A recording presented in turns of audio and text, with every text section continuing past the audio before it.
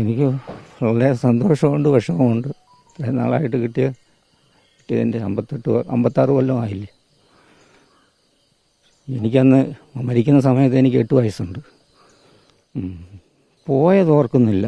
ഈ മരിക്കുന്നതിന് മുമ്പേ ലെറ്റർ സ്കൂളിൽ നിന്ന് ഞാനാണ് കൊണ്ടുവന്നത്.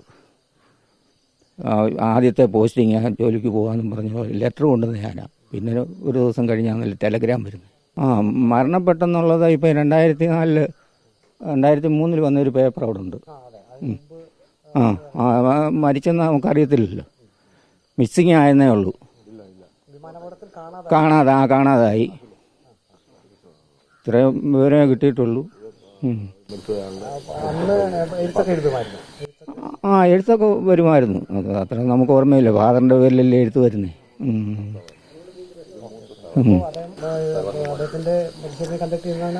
കണ്ണിന് സ്ഥിരീകരിക്കുന്നത്.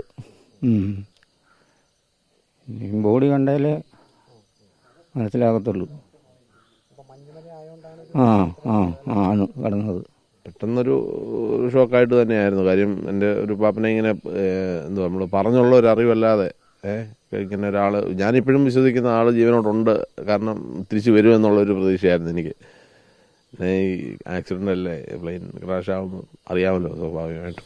ഇത് അങ്ങ് വളരുന്ന ഓരോ കാലഘട്ടത്തിലും ഇങ്ങനത്തെ ആളെ പറ്റി കുടുംബാംഗങ്ങൾ പറയുന്നുണ്ട്. അതോടൊപ്പം തന്നെ എൻ്റെ മക്കളെ ഞാനിത് പറഞ്ഞ്, ഇനി നാളെ ഒരു കാലത്ത് നമ്മളില്ലെങ്കിൽ പോലും അവർക്ക് വരുന്ന കാലത്ത് നമ്മുടെ ഉപ്പാപ്പനാണ് എന്ന് പറഞ്ഞാൽ അങ്ങനെ ഒരു ഫീല് പിള്ളേരെ ഞാൻ പറഞ്ഞു മനസ്സിലാക്കിയിട്ടുണ്ട് അവരോട്. പറഞ്ഞപ്പോൾ വലിയ സങ്കടമാണ് എനിക്കുണ്ടായത്. അതുപോലെ അതിലും വലിയ സന്തോഷമുണ്ടായി. കാരണം ഇത് നമ്മൾ പ്രതീക്ഷിച്ചിരുന്നില്ല.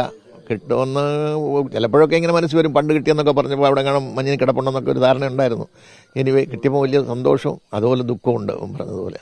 ബാക്കിയുള്ള കാര്യങ്ങളൊക്കെ ഇനിയിപ്പം ഇത് ആസ് യൂഷ്വലി എന്തുവാ നമ്മുടെ സഭയുടെ എന്തോന്നനുസരിച്ച് നടക്കും.